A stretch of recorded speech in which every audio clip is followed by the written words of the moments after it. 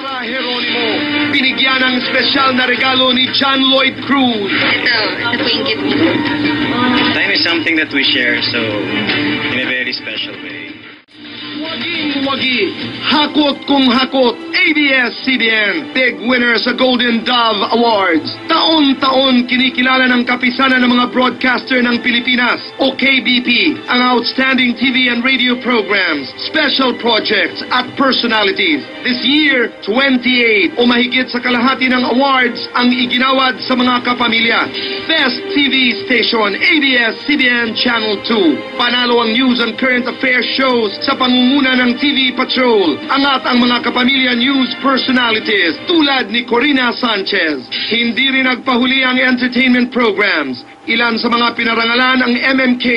Si Sara Geronimo naman mismo ang tumanggap ng award para sa Sara G Live.